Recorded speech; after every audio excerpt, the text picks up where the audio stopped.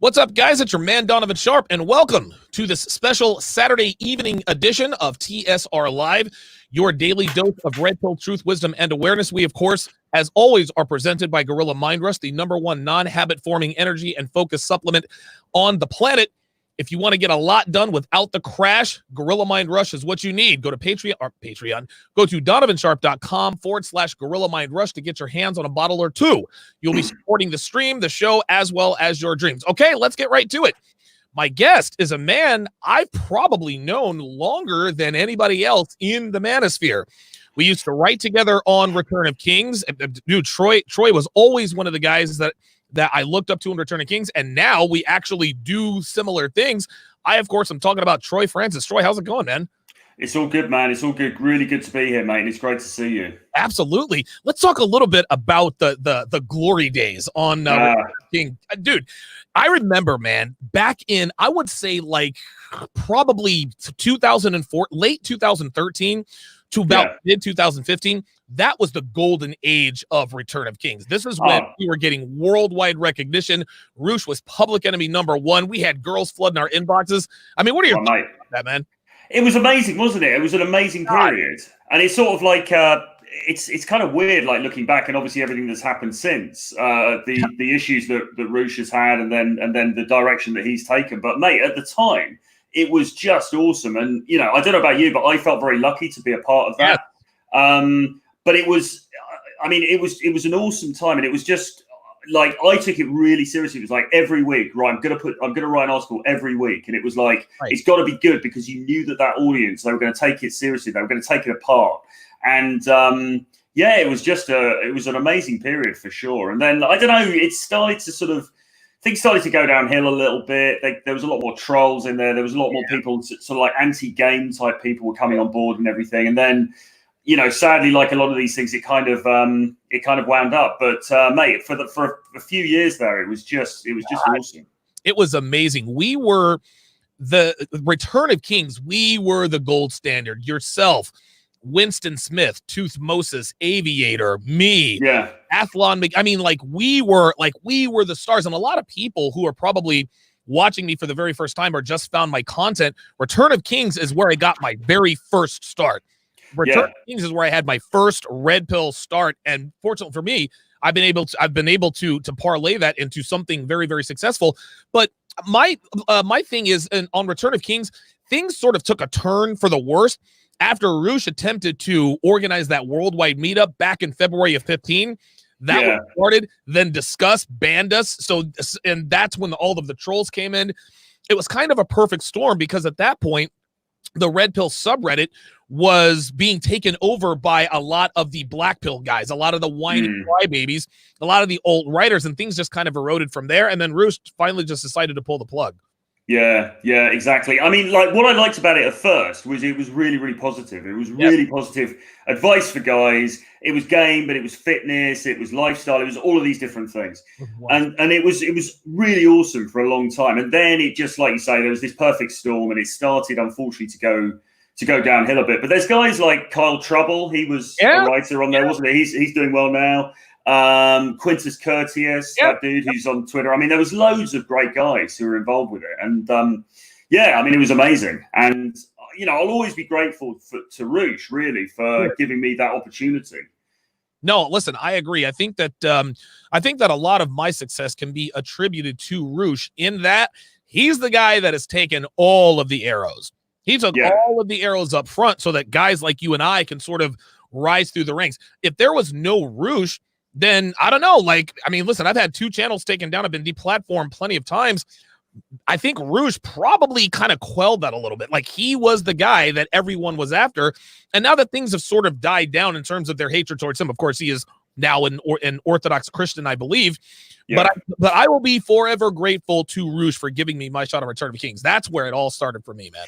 Yeah, 100%, because his profile was so, well, it still is, but his profile was so high as far as game and dating and pickup and stuff was concerned. And to be able to sort of, you know, to be able to be involved with effectively an online magazine that he had curated was an incredible thing. And I mean, he's a great guy. It's, you know, I hope he's, I haven't really had any contact with him for a while now. I hope that he's doing well and the new direction's working out for him. You know, I mean, I talk to Roosh pretty regularly. I'm actually in the midst of acquiring a second studio, an off-site studio. Okay. Guests live and in living color, and Roosh is going to be guest number 1. So Roosh is doing good, man. He's adjusting to his new life and everything, so he's doing well. That's good. That's good. Nick Styles with the $2 super chat says, first time I'm able to catch a stream. Thank you, DS. Absolutely no problem. Star Crazed Mike is the newest member of TSR Tower. So what we're going to talk about today, guys, is pickup game dead? And Troy, obviously, you and I, dude, we've probably approached tens of thousands of girls. I mean, it's just, dude, we were on the grind. Me personally, I've never done online dating, and I've never been on a dating app, and I'm still able to be successful with girls. Now, this is back in the 2010s. From 2010 until about 2016, 2017, when I was in Vegas, fucking anything that moved with a set of fake tits, it was absolutely wonderful. Now, I've been in the game for a while now, obviously, because I'm in a cohabitating long-term relationship that appears to be the genuine article. Only will tell there. But I've been out of the game for a while, and people are telling me that pickup game is dead. It is the online dating. It is the dating apps that are taking over. I don't know whether this is true or not because I'm not out on the street anymore. But in your opinion, is pickup game, is the face-to-face interaction with women completely dead, or is it on life support? No, I think it's very healthy. I mean, listen, I'm kind of going to say that because I am in part a dating coach. You know, I do, and I have taught guys I'm based in London, and I do take guys out, obviously pre-COVID, and take them out into the field and do daytime approach with them. And also I teach guys online through things like my Charisma and Dating Academy course. Right. So, you know, obviously, disclaimer up front, I've kind of got a vested interest here. I'm going to say, no, I think it's healthy, but genuinely 100%, I do believe it's still very healthy because you are never going to be able to eradicate the power of walking up to somebody in a confident way, introducing yourself, telling them what's up, and just fucking, you know, doing the deal there and then. You can't detract from the power of that when it's done right. Okay. So even if the girl's got 100 matches on Tinder or 1,000 matches on Tinder, she's got these Instagram dudes hitting her up, blah, blah, blah. A guy that she is attracted to walks up to her in public, in a bar, in a cafe, in the coffee shop, whatever it is, approaches her in the right way. That is still going to have an impact. And actually, you still gain points by being able to walk up to her in real life. Even if she's not attracted to you, you still gain points because you had the balls to approach her. Exactly. And I've always found that to be incredible. And this is why, by the way, guys will say that the quality of girls they can get with from, say, daytime approach is several points higher than what they can get on something like Tinder. Because obviously Tinder, you know, you're being judged on your look. It's very sort of like, it's a millisecond thing. She looks at you. Is he my type? Has he got the right six-pack? No, I'll swipe. Whereas you walk up to her, and if you do it in that dominant sort of masculine way, or you do it with a bit of pizzazz, a bit of like, you bring a bit of sexuality into the interaction, that in itself gives you brownie points. That in itself bumps up your value a bit. So, you know, it's powerful stuff, man. It really is.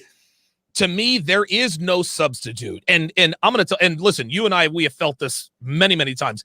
There is no substitute for the adrenaline rush that you feel when you are striking up conversation with a woman you absolutely want to fuck. She is feeling your game, but you still don't know if you're going to fuck her that night. To me, that uncertainty, that thrill of the chase, it was almost like hunting, right? Oh, mate. It's an incredible feeling. Even if you fail, it's still like, holy shit, that was awesome.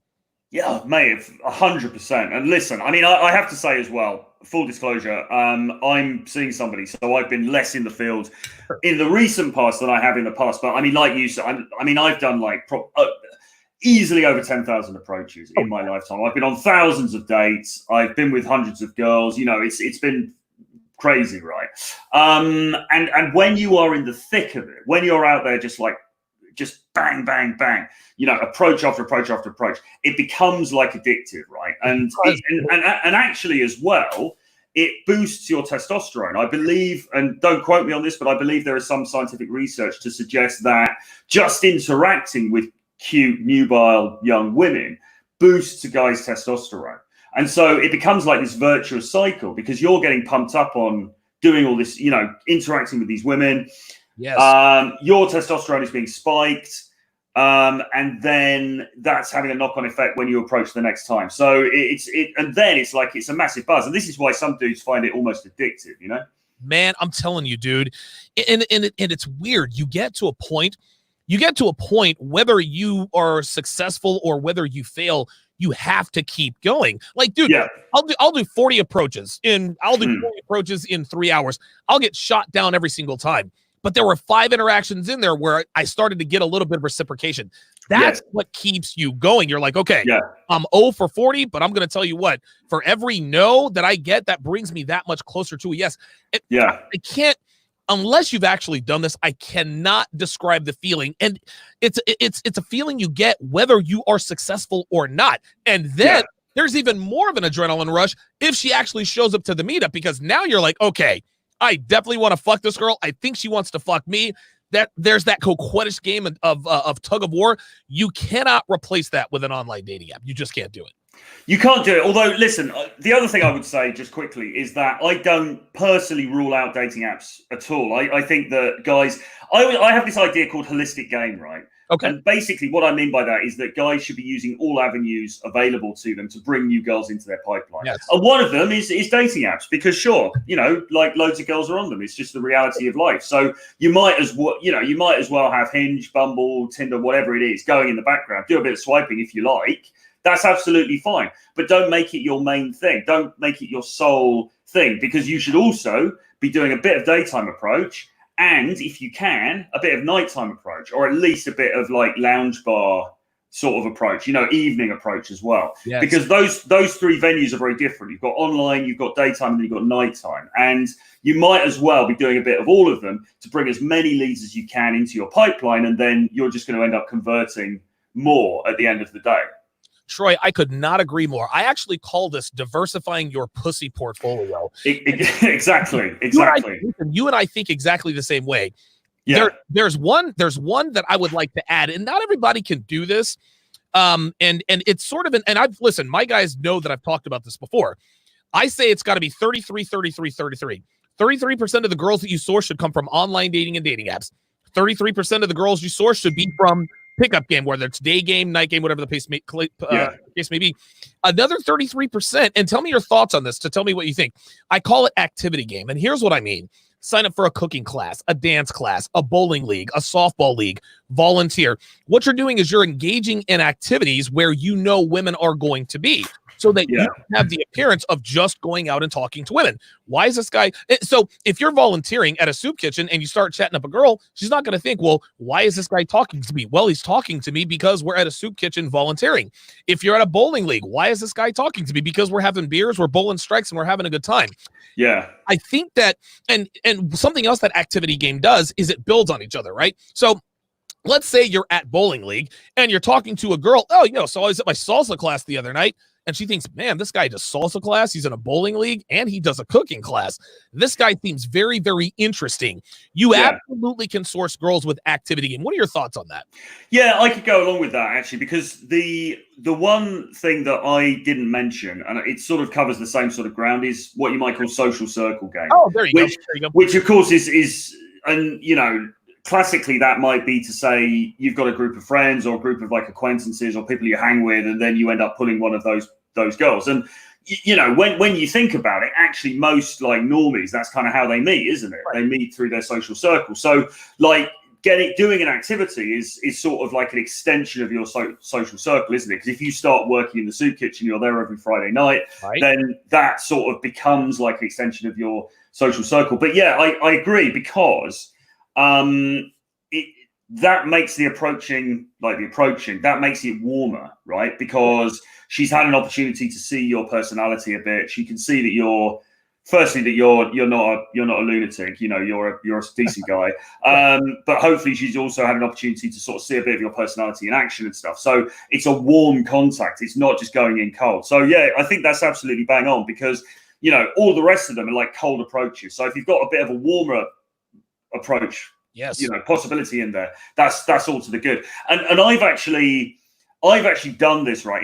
When I was working in corporate, I would be doing the other one. So I'd be doing some online dating. I'd be doing my day game and a bit of night game. But I would also get girls at work. Now, before everyone jumps in on the chat and goes, "Oh, you shouldn't," what I mean is, with a couple of exceptions, I worked in a very big office building, right, where there were lots of different companies, and I would get with girls, not necessarily in my own company, but who worked, sort of in the building or near to the building, and they kind of saw me every day, and they kind of knew me, they got to know my personality and stuff like that. I would convert some of those girls. And that's a similar sort of thing in a way. It's like a warmer kind of approach. Do you know what I mean? Dude, I totally agree. And if you're used to cold approaching and then all of a sudden you get a warm lead, your game is sharper because it shows a little bit more about you. Now, a lot of guys, Troy, actually use that as a crutch. There are guys, and I think most guys, Troy, probably only date women that they work with.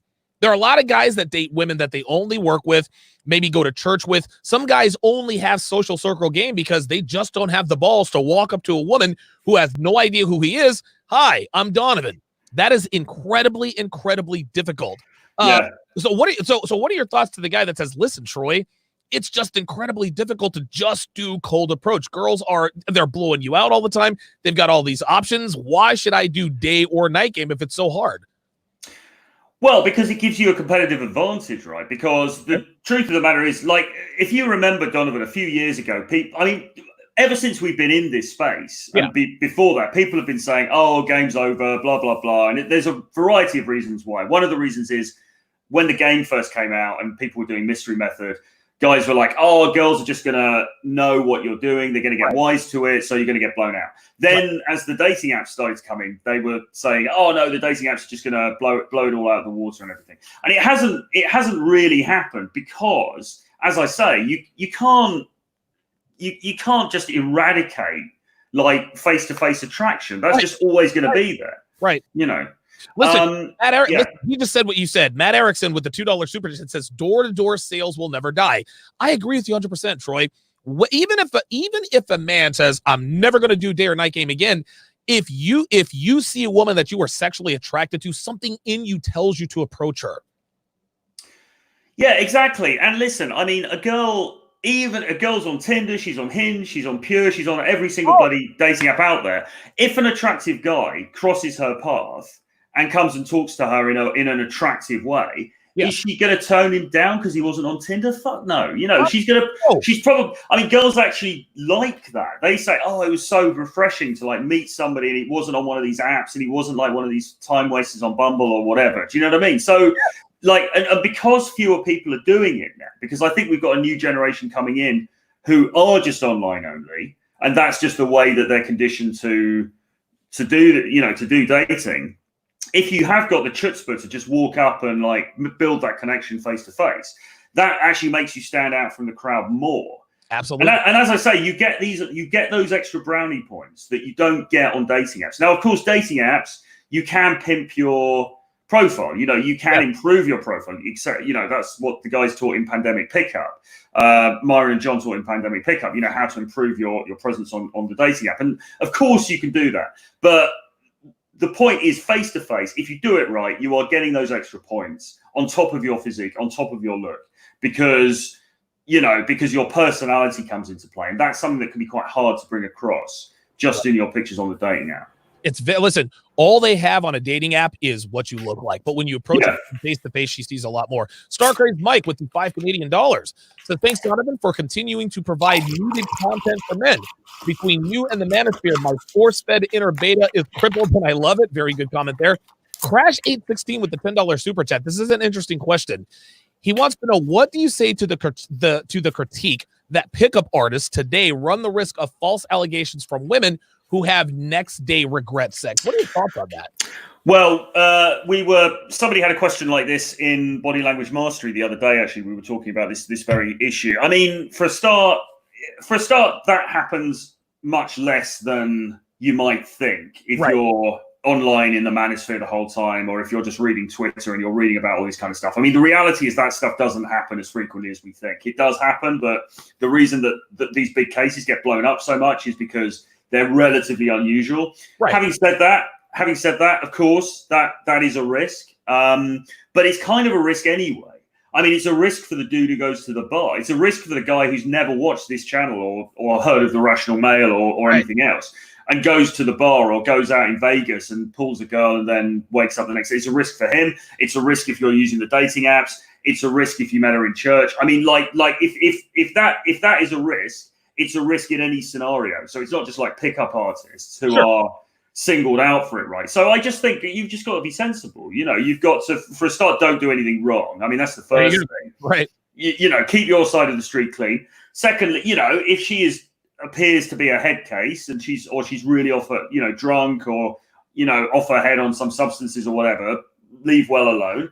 Yeah. And just take the precautions. But, you know, you can't, if you're basically not doing anything wrong, let's say, you know what you're meant to be doing, you know what you're not meant to be doing. If you're keeping your side of the street clean, you can't live your life in fear.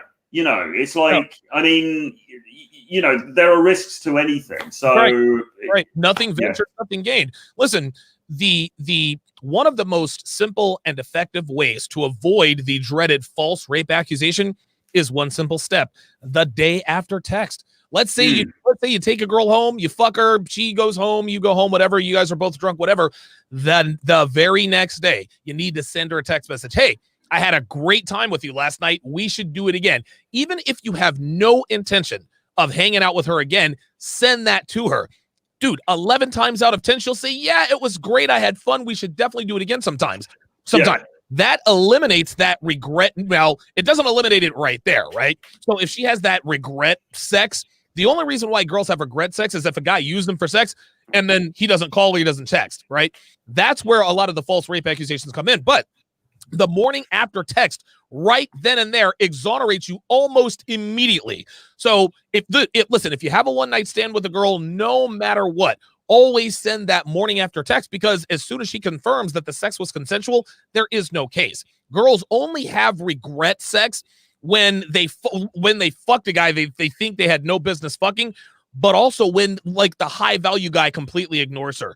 Girls do this when they're butthurt. Oh my God, I fucked an alpha male, but he just used me for sex. Well, girls are something vindictive fucking creatures. You have to cover your ass, man. You got to be sensible. Yeah, exactly. I mean, look, if you've got a good paper trail, I say paper trail, I mean, like, obviously like a digital trail, but you've got you've got the messages and stuff like that, then, you know, I mean, that is your, you know, that's your protection, if you like. But I think that people can get overly hung up on this when actually the reality is that people are getting together all the time, and this kind of thing, proportionally, it happens rarely. So, you know, that'd be my thoughts. 100%. Isidore Calderon, he's actually followed me for a while. With the $5 super chat, he just became a member. I appreciate that. He says, online game can get the meetup, but if you don't have face-to-face game, you won't be able to close the deal. Troy, 100% agreement. Dude, you can pimp your profile and get 100 matches on Tinder. If you don't have the charisma, the personality, the closing skills, the conversational skills, guess what? Now you're really wasting your time because you're getting opportunities and striking out.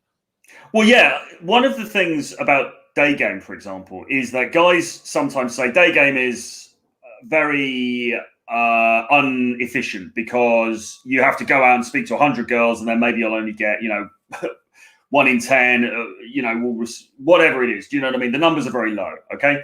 Obviously, it varies depending on your experience, where you are, etc., etc. But you know, proportionally, the numbers are quite low from day game. It's quite sort of like a lot of work, relatively low reward. Although it is still a great way to meet girls, and I do know some guys, and that's all they do, and they still have very prolific sex life. But anyway, the point is this. When I've been doing very intense periods of day game, that is to say, I've been out and about, I've been talking to girls the whole time, I've been doing like 100 approaches a month or something like that. What happens is that even if the success rate from that is low, the rest of my game is so on point that when I'm in a situation that's easier, like, for example, we've matched on a dating app and then I take her out on a date. I am just on form, right? And so, you know, and there are definitely times when I have ended up sleeping with a girl, and if I hadn't have been doing all those approaches and everything in the background, then it probably wouldn't have happened, because I wouldn't have had that sort of like momentum. You know, I wouldn't have had that kind of like verbal dexterity at my command. So, yeah, exactly. I mean, like, online game is great, but remember that the real work is done on the meetup. That's right. You know? That's like right. When you actually sit down physically, so you're still going to have to meet her face to face, and you're still going to have to like perform face to face. That's right. If you want anything to happen, you've got to be prepared for that. Listen, you can have the world's greatest profile. If you don't have the tools to close the deal, then you're really going to be wasting your time. Lori Sycamore with the $5 super chat says, long overdue donation to you, Donovan. Keep up the superb work, sir. Thank you for that. I greatly appreciate that. Greg in New Jersey with the $5 super chat says, natural game isn't dead, but what the quote new world wants to do is make it so men get discouraged by social distancing and go to dating apps. So let's talk about pickup game or face-to-face game post COVID-19. Wow. How do men adjust to that? Well, I guess it depends geographically, right? Because I'm in London now, and I was just out and about locally. And to be honest, there are so many people out and about, and there isn't really a lot of social distancing going on. So in this environment, to be honest, I think we're almost back to normal.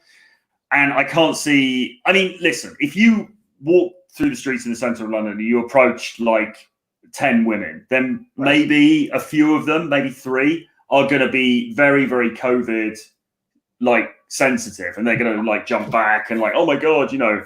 I think here the majority, I think, would be okay, and you're almost just down to normal. It's just like normal day game circumstances again. Right. But it does depend where you are, and it does depend what the circumstances are. So I know in some places in the States, obviously they're closing down things again. Maybe that's going to happen here again. You know, we're kind of going to have to play it by ear. But I mean, the best advice really is if you can travel, is to get somewhere where the restrictions are less and where girls are just more comfortable with it. But I don't think it's gonna. I don't think it's gonna like. I don't think COVID's going to kill it. Do you know what I mean? I think it's, you know, we're going to see some sort of return to some normality at some point, and then it's going to go back to normal, I think. Are you guys wearing masks in the UK, or are you guys? Well, you have to wear them on the subway, on the metro, on the underground. So yeah, there's some talk about it being made mandatory in shops. So we'll see what happens with that. But everywhere else, it's kind of you know, it's kind of voluntary, so a lot of people aren't. So yeah, you know. All right, good stuff. Myron Gaines with the $5 super chat says, here to support both of these fine gentlemen. Troy is the British pimp. I love it, man. Myron Gaines, man. Always good to hear from him. Isidore Calderon with another $5 super chat. He says, a good social media presence can make for warm leads. Think of your Instagram as your personal PR agency. That makes a lot of sense. What do you think? Well, it has been said that Instagram is the new like elite dating app. That is where it all really happens, you know, and particularly if you're like a blue check kind of guy and you've got loads of cool pictures and all that kind of stuff.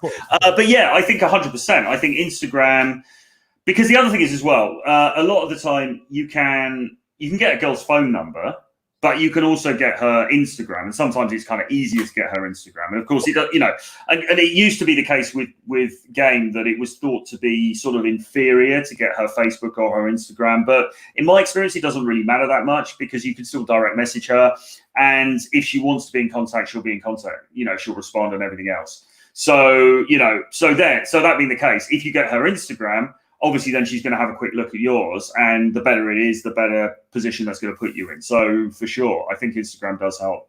Excellent. Very, very good. Very good question. Very good answer. Black Inc. with the $2 super chat says, I just want the shout out. I appreciate that. Shout out to Black Wolf Inc. Let me ask you something specifically about the differences between online dating and face-to-face pickup, because obviously, I mean, online dating has many pros and cons. Talk about some of the pros and cons of face-to-face day game, night game, as opposed to just strictly online dating. Well, I mean, I suppose one of the good things about online dating is that Yeah, it can be a time sink if you spend like all day on it, but it is quite. It's not labor intensive. No, you could sit on your couch and do a bit of scrolling while you're watching Netflix or whatever it is you're doing. But day game has drawbacks because you are out and about. I mean, unless you're doing it in a shotgun approach, that is to say, you only do it when you're out and about on your everyday business. Yep. In which case, it's quite economical. But if you're doing day game in the sense of, right, I'm going to go out for 2 hours and approach 10 girls, then that is an expenditure of time and it's an expenditure of energy. Night game, even more so. Myron, who maybe he's still watching, talks about going out in Miami and he's out, until 6, 7 in the morning. I mean, that is a big expenditure of time, big expenditure of energy. Obviously, you're paying money in terms of cover charges, drinks, blah, blah, blah. Yeah, so there are definitely downsides to sort of, if you're spending a lot of time in this area of your life and you're seeking to get, big results, then there are certainly downsides to face-to-face in that sense, but time, energy, all of those things, money, all that stuff. Yeah. Listen, and I agree with you. There are many downsides to face-to-face approach, but like we established at the top of the broadcast, nothing ventured, nothing gained. It is so much like when you approach a girl face-to-face and she actually is receptive to your game, she's a lot less likely to flake on you because she has skin in the game. She has already invested time. She has given you her phone number. She spent 10, 15, maybe even 20 minutes talking to you. Whereas even if a girl matches with you on Tinder, she doesn't have any motivation to show up. She's got 74 other guys who want the same thing. That's my opinion on it. What's your opinion on face-to-face approaching? Is definitely a lot more difficult, but I think the return is a lot higher. Yeah, I think so, because it's more real, it's more tangible, right? I mean, like a match on Tinder, even if she really likes your pictures and she's really into you and blah blah blah, it's just a bit intangible until you guys have actually met in real life. Right. But if you've met her in real life and you've made that strong impression on her, and particularly if you've like sexualized the interaction, because this is the thing that guys, I think, have difficulty doing sometimes. They'll go up and they'll make an approach and they'll introduce themselves and maybe even get the number, but they won't. You've got to inject a bit of excitement into it as well. You've got to inject a bit of sexuality into it as well. Right. But if you can do that, that's going to have her thinking about you and fantasizing about you, and she can't wait to meet up with you, for a date. So it definitely cements it more. No, face to face for sure. Wait a minute. Slash and Burn 30 with the $10 super chat. Is right. If your body is on point, you already get points, but you also have to be realistic and work around your life situation and not put on a front being something you're not. This is one thing, Troy, that the world's greatest pickup artists have sort of been accused of. Paul Jackers of the world, the mystery, et cetera, et cetera. A lot of those guys, they catch a lot of ridicule because, well, you're basically just being a clown. You're there to entertain women. You're not really who you say you are, et cetera, et cetera. I know what I would say. What do you say to guys who they're down on pickup artists because they use canned lines and openers and things of that nature? What's your response to that?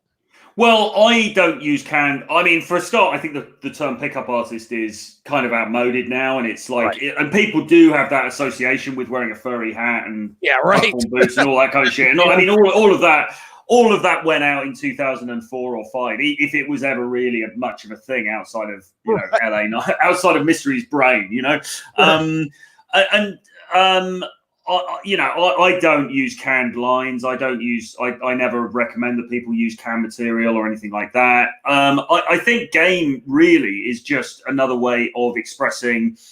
Game is a set of tools which takes you from A to Z, and A is, I've seen this girl and I really like her, and Z is being in bed and having sex with her, and so all of the things that it requires for you to get from that A to that Z is encompassed under the umbrella of game. So that means your self-development, it means lifting, it means like your fashion, your grooming, blah, blah, blah, blah.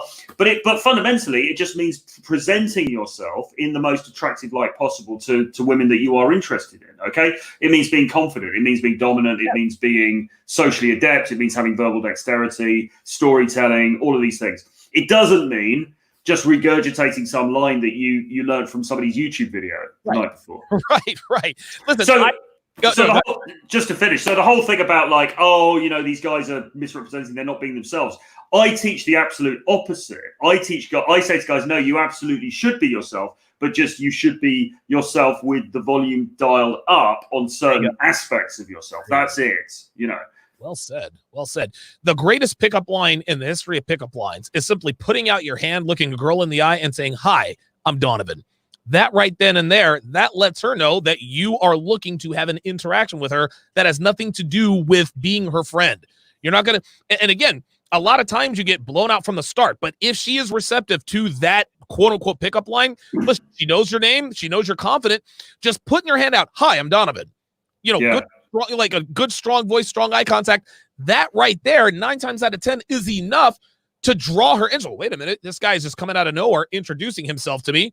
Strong eye. And again, this is all happening subconsciously. She's not running through this consciously. She's like, oh, wow, I don't know why I'm turned on by this guy. But her hindbrain is telling her, you're turned on by this guy because he is direct, he smells good, he's looking you in the eye, and he's in great shape.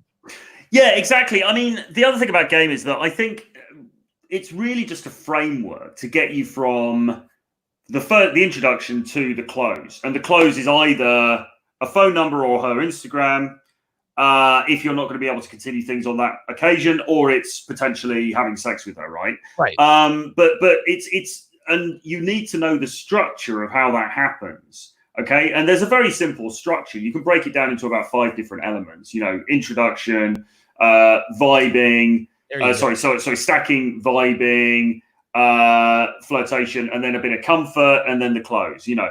And as long as you're basically using that structure, what you're actually saying is less important, or you can kind of freestyle it. You can go with your own style. You know, it's like the main issue that I had when I first got into it was not so much kind of like lines and things. It was more like, you know, you're so clueless. You're like, well, how do I even move it on to the next stage? Right. And game will teach you how to move it on to the next stage, but it doesn't teach you a personality. You've got to bring that yourself, you know.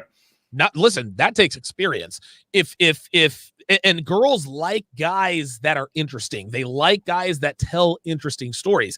This is why the guys who are the best with women are older. Guys in their mid to late 30s, early 40s, because we have experiences. Dude, I've been around the world. I've lived, dude. I've had many failures. I've had many successes.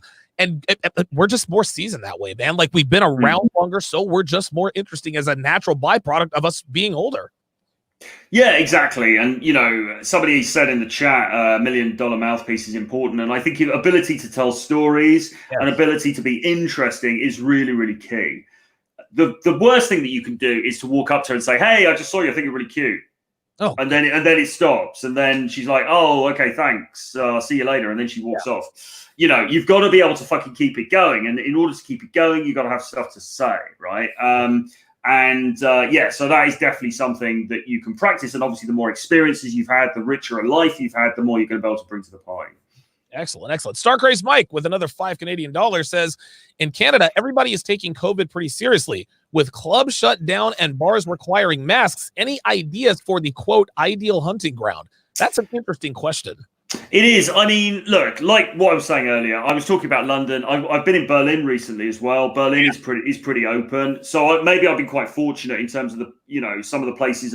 But listen, if you're in a place where it's, you know, it's very seriously, there's still a lot of restrictions. Obviously, it's going to be harder, and that's a tough situation. I mean, I would say, obviously, you've got outdoors, you've got day game. I mean, one thing I would say is that I don't know what the situation in Canada is with parks, but here in London, even pretty much at the height of it, people were still out and about in parks and things. And a few weeks ago, when we were still under quite a lot of restrictions, people were allowed to go out to parks on the weekends, and you get groups of people sitting around in parks, and it was a very fun, friendly, social type atmosphere. So maybe something like that would be a possibility, particularly like during the summer months.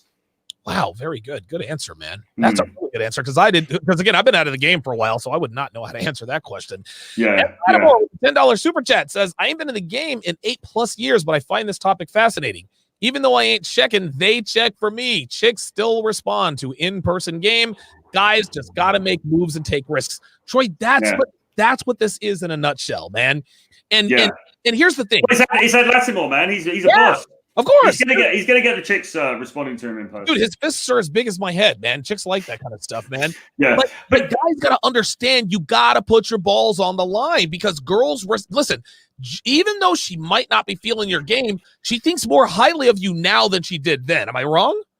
No, I mean, that's exactly it. I mean, like I said, you get extra points just for walking up and for putting it on the line because so few guys actually do it. I mean, listen, we all talk about it on here. You know, we are very, you know, we're seasoned at talking about game. We think everyone knows it. We think everyone sort of does it. They don't really. It's a kind of a minority. So, yeah, you know, if you've got a bit of chutzpah, you've got that charisma, you walk up, you're direct, you are, you know, you look her in the eye, you've got a strong eye contact, that counts for so much. And it just takes you so much further than just like, a message on Tinder. No, total. Listen, anybody can swipe right. Anybody can send messages. Anybody can text message. Not everybody can just walk up to a woman they don't know who doesn't know you and strike up conversation, man. Again, it's a higher risk, but then again, it's a much, much higher reward. I can't say this enough.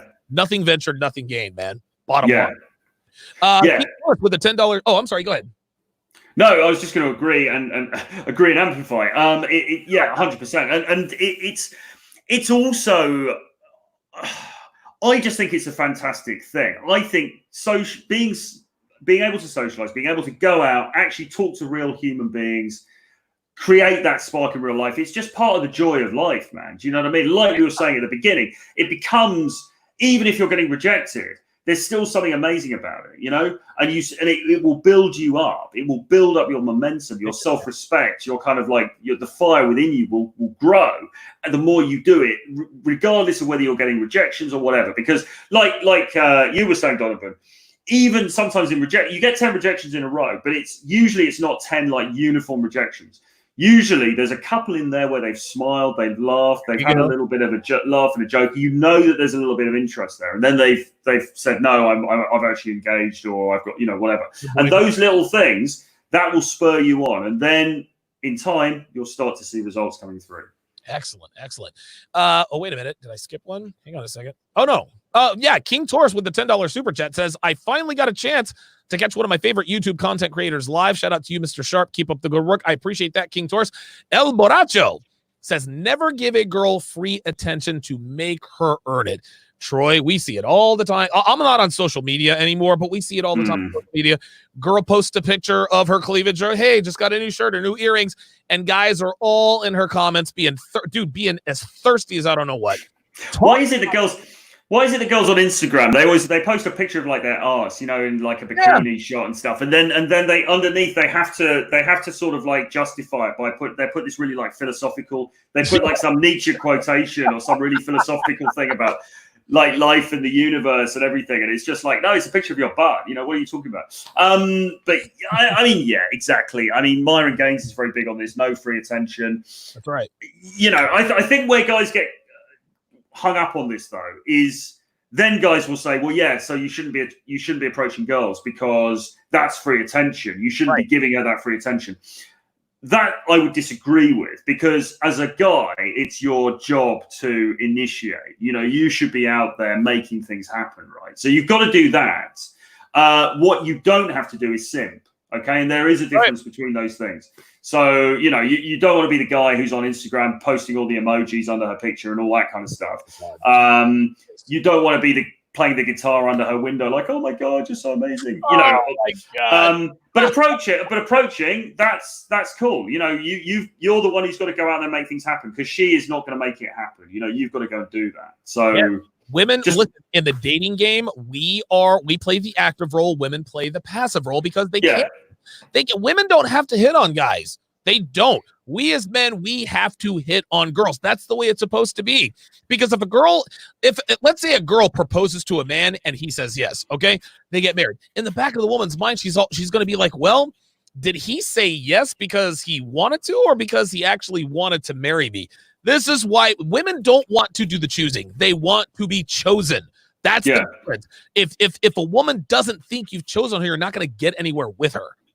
And that's not altogether a bad thing either, because guys get very wound up about this, like, oh, it's so easy for girls. They just don't have to do anything. They've got all the power and everything. But actually, do you want to live a passive role in your life or an active role? Do you know what I mean? I would rather live an active role. I would rather be like, I've got to go out there and, like I quite like, Rollo always talks about getting zeroed out. In some ways, I've been fortunate. I haven't been zeroed out in a horrendous way like some men have. But, I quite like it when you're down to your, like the girl leaves, you've got no, you're down to rock bottom and you've got to build it up again, right? Because then the sky is the limit. You're like, well, I've got nothing, so I'm just going to go all out. I've got to make something happen. Yeah, I've got nothing to lose. And this is with business as well as with game. I've got to make something happen. I'm just going to go out there and smash it, and I'm going to create something for myself. And that is an incredibly life-affirming thing, I think. I'd rather be that than being the passive, I'm just going to sit around until she chooses me kind of thing. Listen, I could not agree more. And I got to tell you, man, I think, and this is because I have a sales background. Before I ever Bill, I was always in sales, and I've always had a sort of a charismatic attitude about things. That being said, that doesn't mean that you're never at a low point. But it like pickup game and getting with girls, it is kind of a lot like life. Because you can't, like, if you give up on it, the game is going to give up on you. Okay, so you've gotten your 60th rejection in a row. You've got nothing to lose. What are you going to do? Are you going to wallow away in self-pity, or are you going to keep fucking grinding it out? Well, it's the same thing with life. Life is going to beat you down, man. And I know this sounds sort of Saturday morning specialist, but it's true.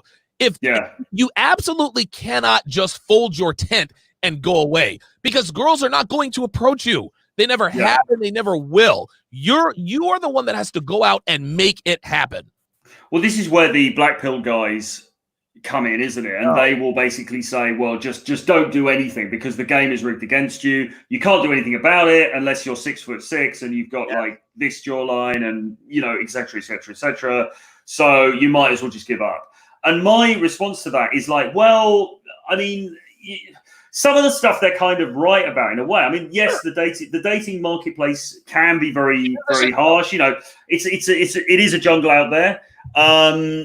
Things like looks and stuff, of course, they make a difference. But what are you going to do about it, right? You get one shot at this life. We're on this planet for a brief period of time. You might as well go out all guns blazing and try and make something happen for yourself. Do you know what I mean? Like, I know what you mean, man. Totally agree.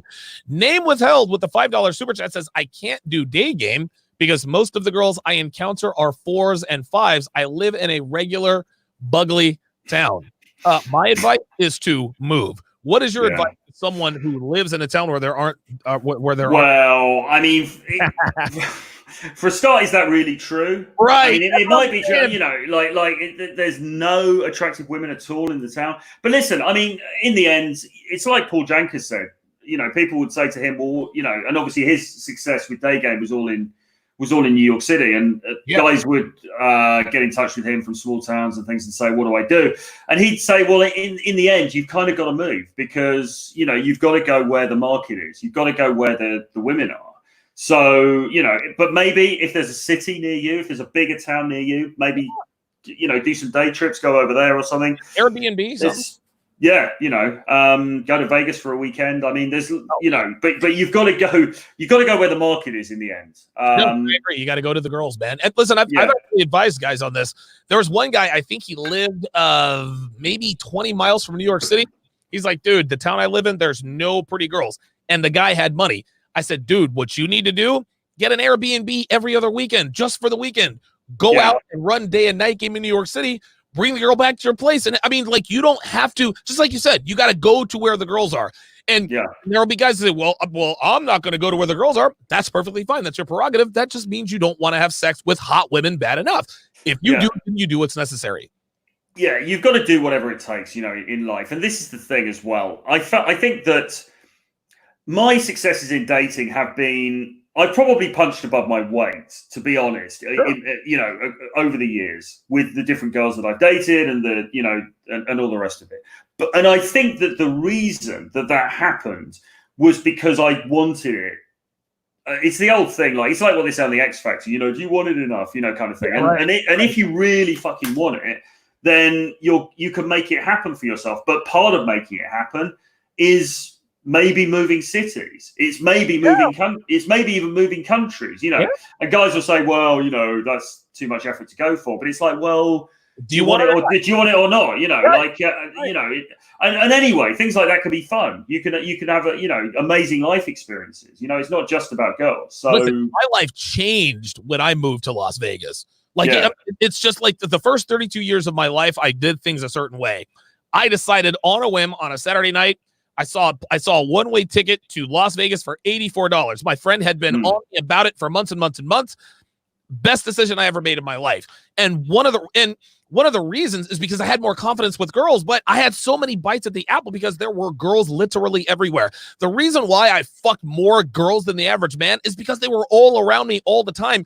And Las Vegas is a transient city. There are new girls landing at McCarran Airport every 15 seconds. So like it was always a new fresh turnover of girls. It's not the same girls you're trying to pick up, man. So you do have to go to where the talent is. And if you don't want to go to the trouble, then maybe you just don't want it bad enough. And that's okay. Yeah, exactly. You know, it's up to everyone to decide. But listen, I mean, there are some great cities in the US with amazing game opportunities. Of course. And you know, if you don't choose to go to them, fair enough, but you know, you've got to ask yourself, why is that? Dude, listen to this. Tom Brokaw, black pillars are right about the diagnosis, but wrong about the prescription. 100%, man.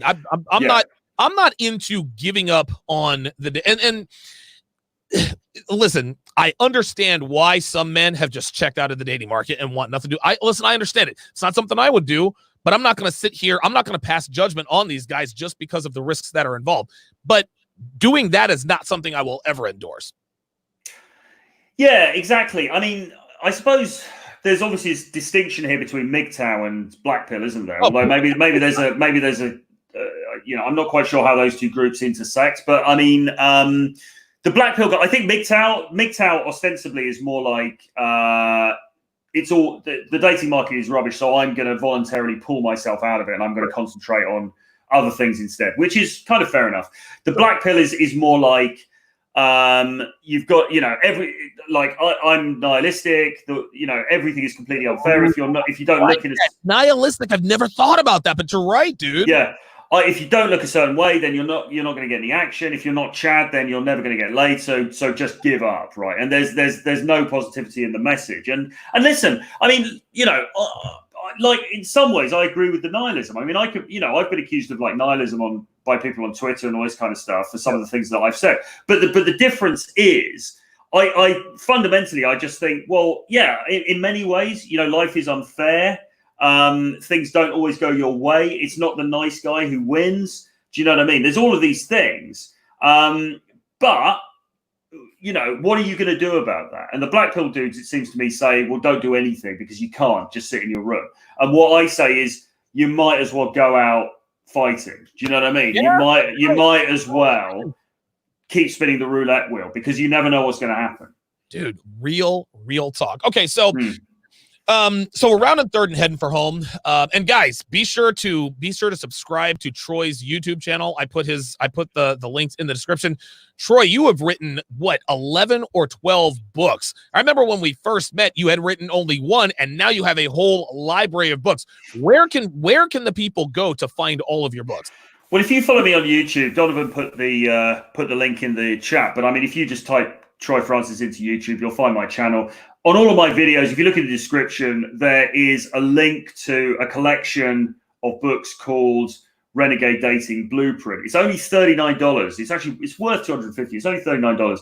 There's 11 books in there that I've written, including 7 Laws of Seduction, which was my first book, which is like a game, basically like a how-to game guide. How to Be an Arsehole, which talks about the dark triad. It talks about the bad boy archetype. Talks about, you know, why are those, you know, guys so attractive? How do you emulate some of those characteristics? I've got some books, 50 Shades of Game, which are all about more like the BDSM type. There's a thing about strip clubs in there. There's things about swingers parties.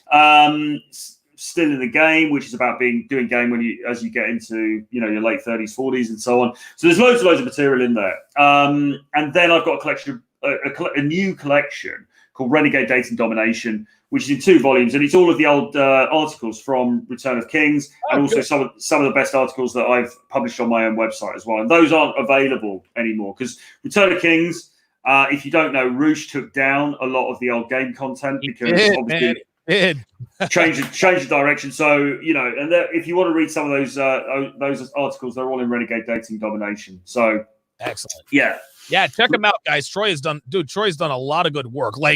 And it's funny. I think you and I did a project way back in 2015. Here we are, more than 5 years later, and we're both freaking killing it, man. It's well, mate. I mean, your ascent has been an inspiration to everyone, and you are absolutely killing it, mate. So I'm just very pleased for you, and just very admiring of everything that you've done. I mean, for me, it's as we were saying before we came on air, it's been an amazing journey. Obviously, doing a lot of work with the Rule Zero guys, John from Modern Life Dating, and my own stuff as well. So I'm really enjoying it. It's great to sort of try and pass some of this stuff on to new people, and man, it's all good. Excellent. Danny Arnold with the $5 super chat. He says, I say, never mind Tom Hiddleston. They should cast Troy Francis as the next James Bond. Also, fine. Yeah, making toxic masculinity great again. That's funny. Myron with the $5 super chat says, if it's important to you, you will find a way. If it's not, you'll find an excuse. This applies to fitness, success, and getting women. I'm telling you, man, success, fitness, and getting women, they intersect in a lot of different ways, man. They really do. I think Byron's right here.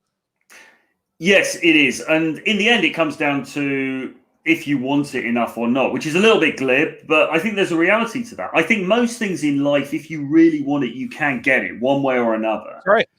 And if you don't, then maybe you just didn't want it enough. And like you said, maybe that's all right. Not everybody wants to be a dude who has sex with hundreds of different women. I mean, it's not for everybody, right? Maybe it's not for everybody to become, I don't know, somebody who runs their own business. You know what I mean? But everybody would do it. Yeah.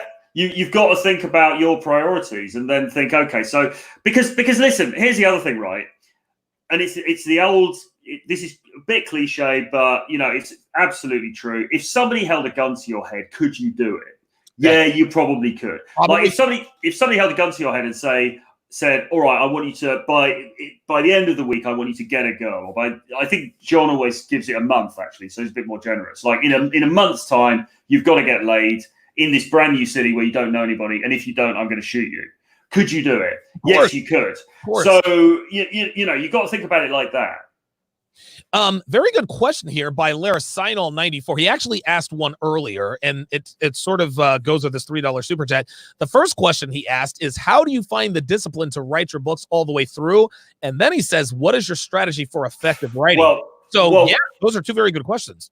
Well, one thing I'll say is I haven't really written anything long form for a little while. Actually, I've been slacking a little bit on that point. But I mean, basically, there's no easy way other than just to sort of set a timer. Say right, I'm going to do 4 hours today.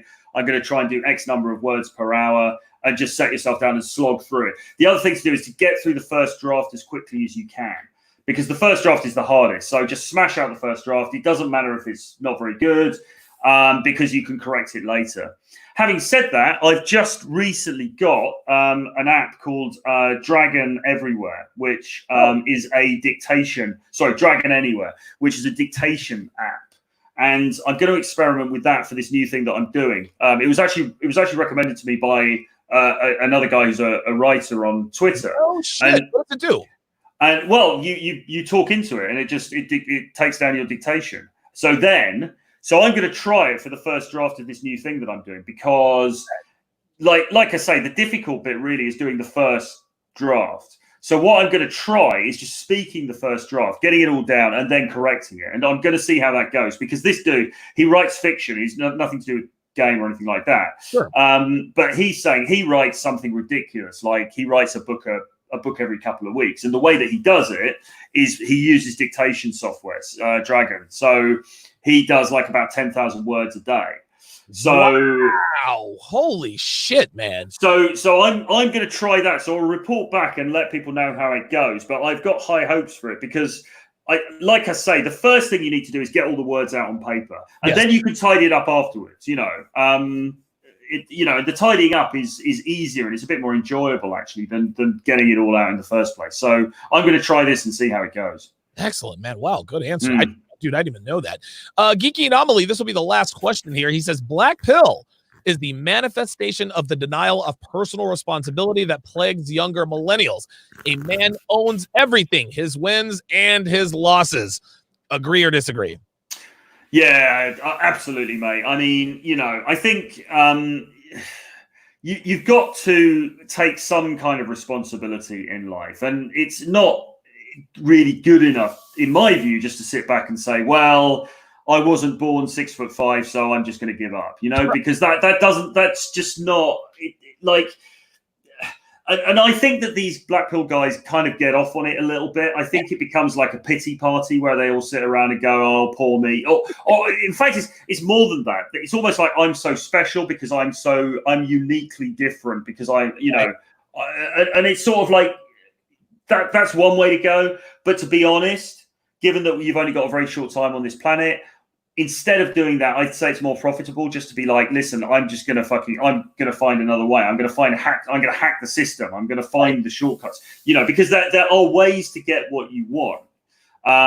Things like moving cities, moving to a bigger city where there's more women, moving to a country where maybe whatever type you are, you're more appreciated by the locals. I mean, there are things that you can do on this planet to get more girls, to get more money, etc., etc. So why not do them instead of sitting around and complaining? Well, you want to know why? Because that's harder than sitting around, right? And I think Black Pill, there's always going to be more guys that are Black Pill than Red Pill, because being Black Pill is easy. You don't have to do anything. You sit around and whine and cry, and you can kind of do that. There's this guy, MGTOW Dictionary. He does 8-hour streams talking shit about guys like us. Like, it's easy for him to do that. I mean, I don't know. 8-hour streams is that's crazy enough. But all this guy has to do is sit around and scratch his ass and talk shit about other men. There's always going to be more men in the Black Pill than men in the Red Pill. That's just all there is to that, man. Yeah, exactly. He is Troy Francis. You guys can check him out on YouTube. I have linked him in the description. His website is realtroyfrancis.com. There you will find all of his books, all of his material. Troy Francis is a regular member on the Rule Zero panel. I think you're also doing Rule Zero live when that comes up here in October. So guys, be sure to go and check him out there. Listen, Troy, this has been an absolute pleasure. Troy actually has a course coming out right after mine, so we'll definitely keep you guys posted on that one. Stay tuned. Troy, it's been a pleasure, man. Thank you very much for making the time for us. Thank you for coming on, man. Yeah, man. No, thanks for mentioning that. Charisma and Dating Academy is going to launch on the 7th of August, so we'll give you some more details on that coming soon. But mate, listen, thanks ever so much for having me on. It's been an absolute pleasure. It's always great to see you. Always great to catch up with you. And we should do this more often for sure. Absolutely. Vin C with the $5 super chat says, as usual, great show, guys. And with that is going to do it for this edition of